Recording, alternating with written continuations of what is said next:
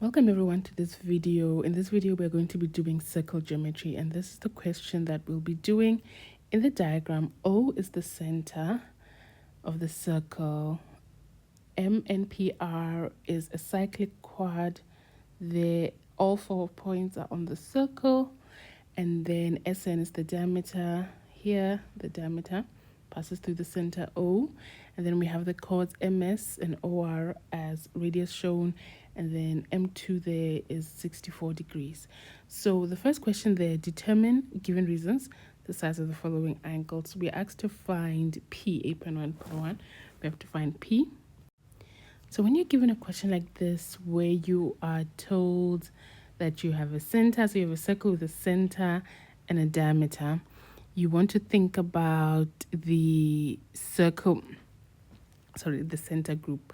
You want to look at angles at the center, that's twice the angle of the diameter. You want to look for the angle that subtends the diameter, and you want to look for the equal radii, as we do like here.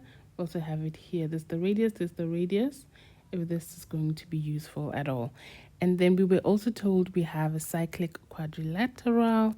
So once you are told that you have the cyclic quad, you want to look for opposite angles which are supplementary, the external angle, the outside angle there, that's equal to the interior opposite angle. So these are some of the things that you would want to be looking at. In our case here, we're given diameter, so we're going to be looking for these center angles and see how we can use them to solve the question. So if we look at P here, as we are told here that MNPR is a cyclic quad, we know that the opposite angles in the cyclic quad are supplementary. That means they add up to 180. So 64 plus P should give us 180.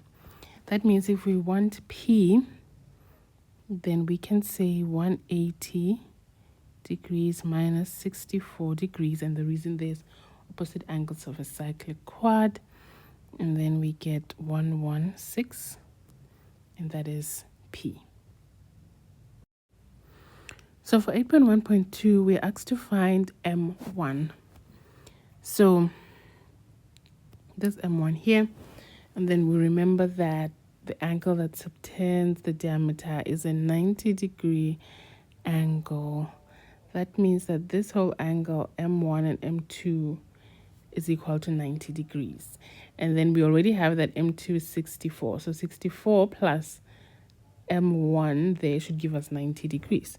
So therefore we can say that 90 minus 64 there will give us 26 degrees.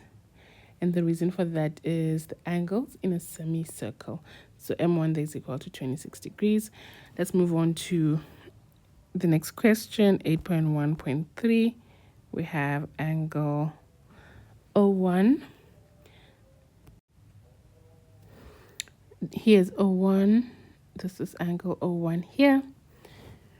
And we can see that this O1 is the angle at the center. So then we want to see if it is subtended there by another angle at the circumference.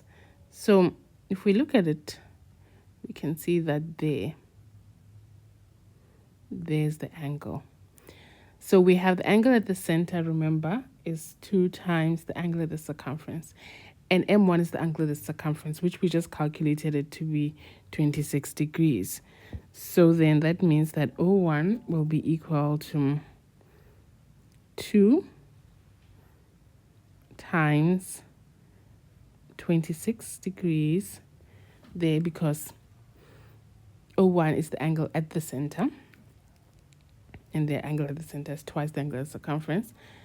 So that is going to be 2 times 26, which is 52 degrees.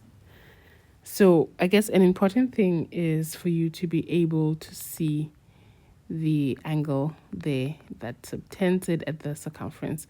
So one thing to notice, both these angles should come from the same place there, here. this arc that subtends them, both of them. They all come from the same support system. So think of this subtension as like a support. Okay, so that's it. We'll do more examples in other videos. If you have any questions, you can leave them in the comments. Please like, please follow. Thank you.